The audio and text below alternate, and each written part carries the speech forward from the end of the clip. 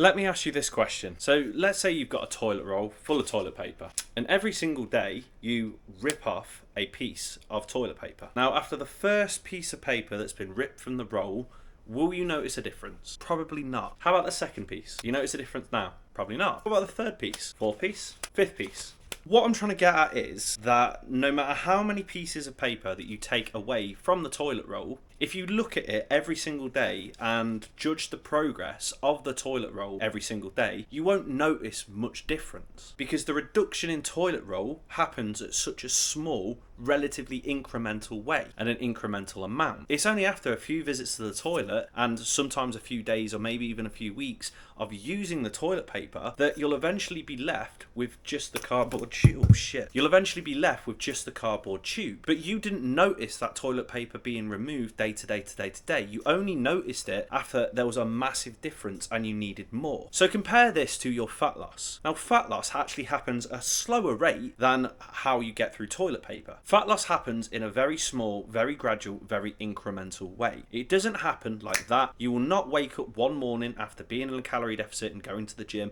and ultimately notice about 7 pounds loss worth of body fat. It happens very, very gradually. Put it into perspective, if you create a 300 calorie deficit every single day, then it may well take you between 11 to 14 days to lose 1 pound. And that 1 pound will come off all over, which means that you probably still won't notice visually a difference. It might take you a few more weeks or maybe even a couple of months before you actually visually see a difference. In much the same way as it will take you more than a few days or even a few weeks to notice a difference between the toilet paper. But you know deep down that that toilet paper is going down the more that you use it, because you're using logic to justify that. You're not just taking toilet paper off and thinking, oh, this is going to last forever. So why do you think the same thing when it comes to fat loss? Why is it that you create your calorie deficit, you potentially notice a little bit of a change with your weight, potentially notice a little bit of a change with your strength, potentially notice a little bit of change with your confidence and your body shape, but you're still a little bit anxious that you're not making progress? Provided you're in a calorie deficit, provided you're doing what you need to do, provided you're ticking off the basics and ticking off the exact steps that you need to take